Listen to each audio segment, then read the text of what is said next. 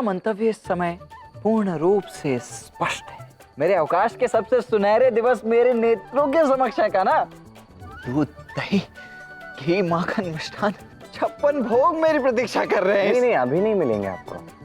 आप क्योंकि आपका अभी वृंदावन जाने का समय नहीं आया है। क्यों भाई, मैं वृंदावन क्यों नहीं आ सकता? गंभीरता से मेरी बात को समझिए। मैंने राजा नृत्य को क्या समझाया था? जीवन में सुख का दुख का एक समय होता है। कभी हमें ये सुख चाहिए और हमें ये सुख मिलता है। आपका समय है ये सुख भोगने का। इस सुख के पास मत जाइए, इस सुख का आनंद उठाइए।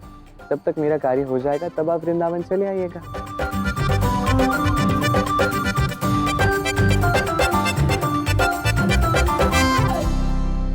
तुम पक्का कोई लीला नहीं कर रहा मैं आपके साथ। आप तो मेरे लिए मृगासुर का सामना कर रहे थे और मैं आपके साथ छल करूंगा? नहीं। गुरु सांदीपनि के आश्रम के निकट जाइए। मैंने वहां आपके लिए भोग विलास का प्रबंध किया है। वहां जाके सुख भोगी। उचित है, फिर तो जाना चाहिए। हाँ। किंतु जैसे ही मेरा मन करेगा वैसे ही मैं वृंदावन लौट आऊंगा। हाँ, मैंने कब रोका आपको? वृंदावन जितना मेरा है उतना ही आपका है। चलो। क्या बात है, क्या बात है। दाऊ को फंसाना बड़ा ही सरल और सबसे अधिक आनंददायक कार्य है। कैसे चले गए, वाह, अच्छा लगा। अब तो मैं वृंदावन में जब तक चाहे तब तक रह सकता हूं, मेरे भोले दाऊ के कारण।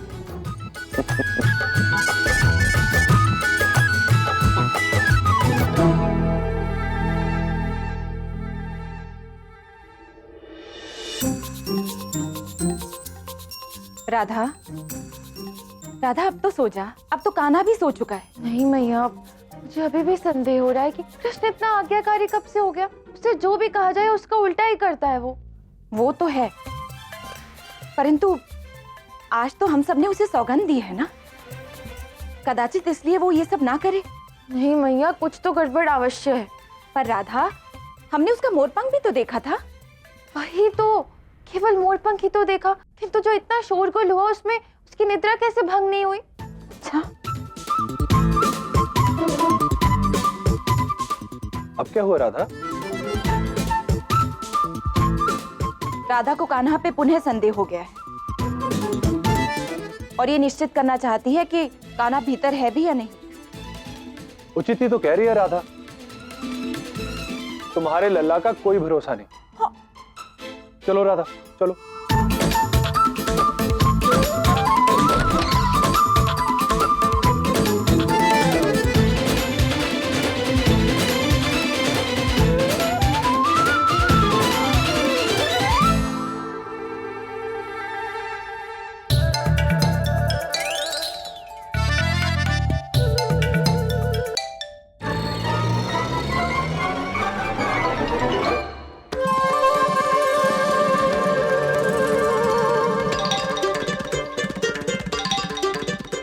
कान्हा,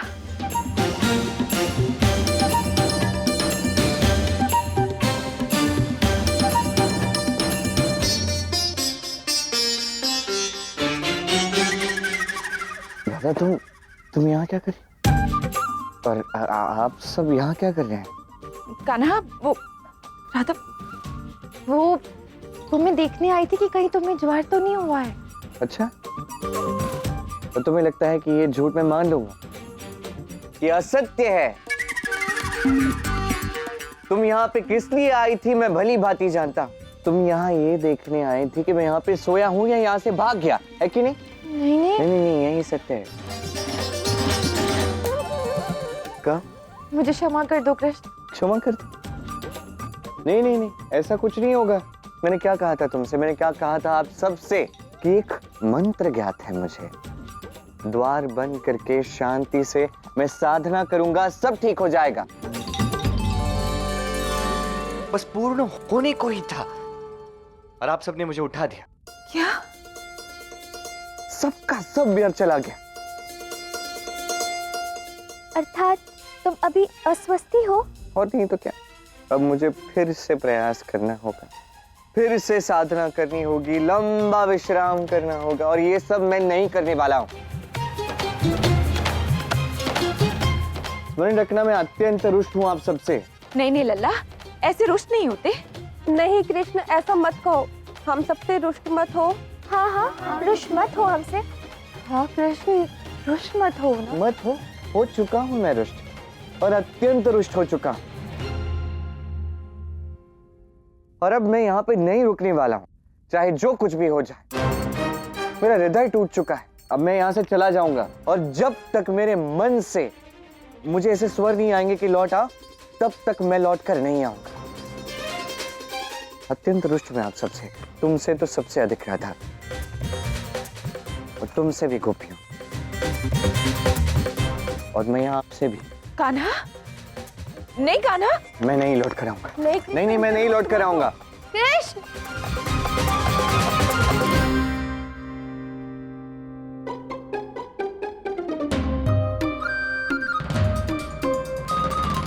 अब ये कान्हा का कौन सा नया नाटक है? मैं अपने कान्हा को ऐसे रुष्ट होकर जाने नहीं दूंगी। अब कृष्ण की अधिक सेवा करनी पड़ी तो हम करेंगे, उसे प्रसन्न करेंगे हम। हाँ, हम कृष्ण के लिए कुछ विशेष करेंगे। हमने ही उससे रुष्ट किया है ना, हम ही मनाएंगे। हाँ राधा, मेरी सेवा की कड़ी फिर से प्रारंभ हुई, क्या बात है।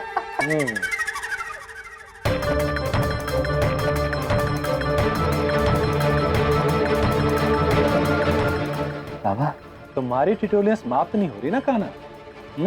बाबा भैया, यशोदा, ठिठुलियां तो अभी आरंभ हुई है बाबा। अरे कान्हा का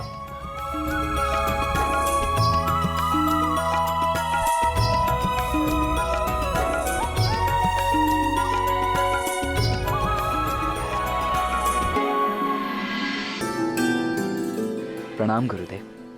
आयुष्मान भव। बलराम, कृष्ण और आप सबने मिलकर राजा नृप को पशु योनि से मुक्त करके स्वर्ग का वासी बना दिया। अब सभी ऋषि मुनि सुख और शांति से तपस्या कर सकेंगे।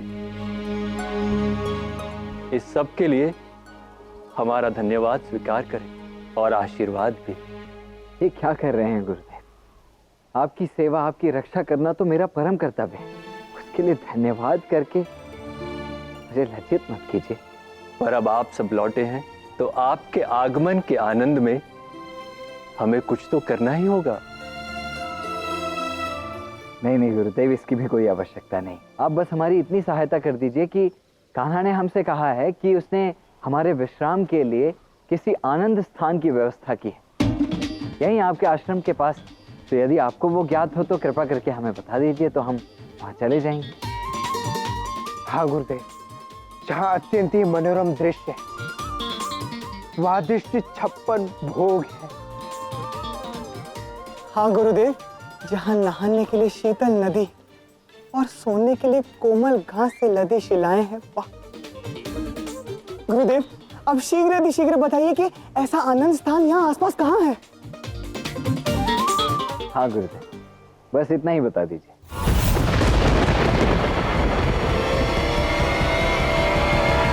तो यहाँ हमारे इस पवित्र आश्रम के आसपास इस प्रकार का स्थान खोजते हुए आए हो आप लोग?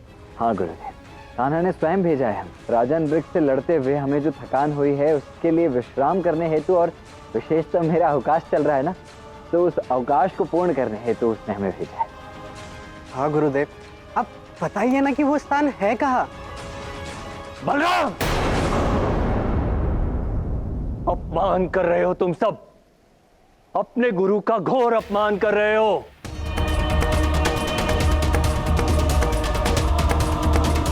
अपमान? नहीं गुरुदेव, ये आप क्या कह रहे हैं? हम यहाँ अपने शिष्यों को शिक्षा देते हैं, उन्हें उचित योद्धा बनाते हैं, जिसका अर्थ यह है भोग विलास से दूर रहना।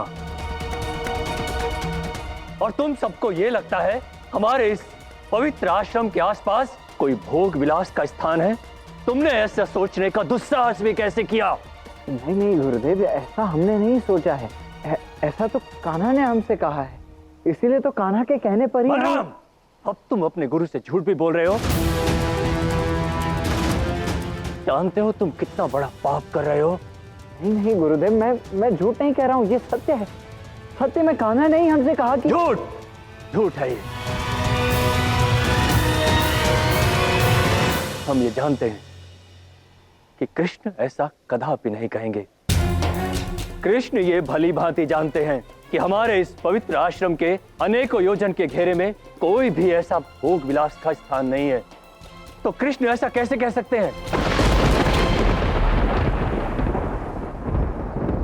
अब कैसे समझाऊं गुरुदेव को कि कहा तो कान्हा ने ही है, और कहा क्या कदाचित फंसाया है हमें। किंतु इस समय गुरुदेव के क्रोध को शांत करना अत्यंत आवश्यक है, अन्यथा अनर्थ हो जाएगा। जी आप उचित कह रहे हैं गुरुदेव। कदाचित मुझे ही कोई भ्रम हुआ होगा। कान्हा ऐसा क्यों कहेगा भला? किंतु ताऊजी अभी क्या?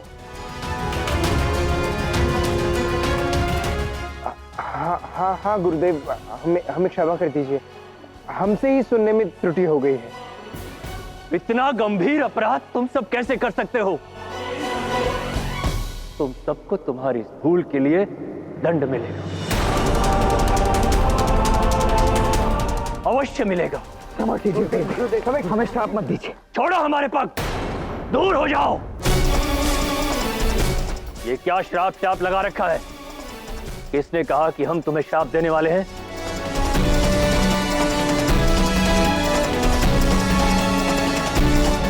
तो गुरुदेव आप दंड स्वरूप हमें कोई श्राप नहीं दे रहे हैं ना? नहीं, कदापि नहीं, परंतु दंड अवश्य देंगे।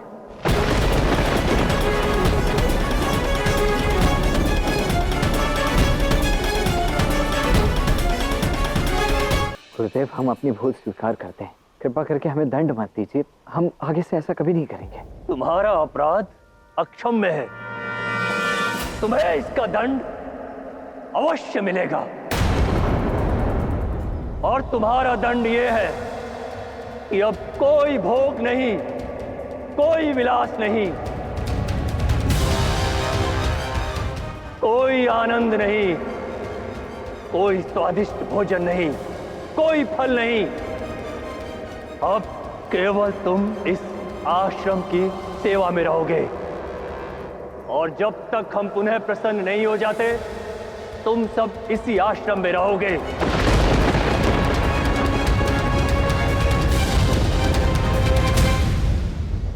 गुरु सांदीपनी के आश्रम के निकट जाइए, मैंने वहां आपके लिए भोग विलास का प्रबंध किया है, वहां जाके सुख भोगी। नारायण, ये कैसा अन्याय! उस मेघासुर से मृत्यु तक लड़ने के पश्चात कोई विश्राम नहीं, कोई भोजन नहीं, किसी प्रकार का कोई सुख नहीं, और तो और ऊपर से समस्त आश्रम की सेवा में। इस बार बहुत बुरा फंसा है तुमने कहा, बहुत बुरा फंसाया है। इसके लिए तुम्हें मैं क्षमा तो कदापि नहीं करूंगा। बलराम, स्वयं से बातें करना बंद करो और जाओ नदी से 100 मटके जल भरकर लाओ। 100 मटके गुरुदेव की? तो इतने अधिक जल की आवश्यकता क्या है यहाँ? हमारे आश्रम के सभी ऋषि मुनि स्नान करेंगे और पीने और कपड़े धोने के लिए भी जल चाहिए। जाओ, शीघ्रता करो, और 1 पहर में ये कार्य हो जाना चाहिए। ये कार्य समाप्त होगा तो दूसरा कार्य दिया जाएगा। वाह कान्हा वाह, तुम वहां आनंद उठा रहे हो, हमें यहाँ फंसा कर। तुम्हें छोड़ूंगा नहीं। मुझे विश्वास है जाओ कि आप सब भी बड़े मजे कर रहे होंगे।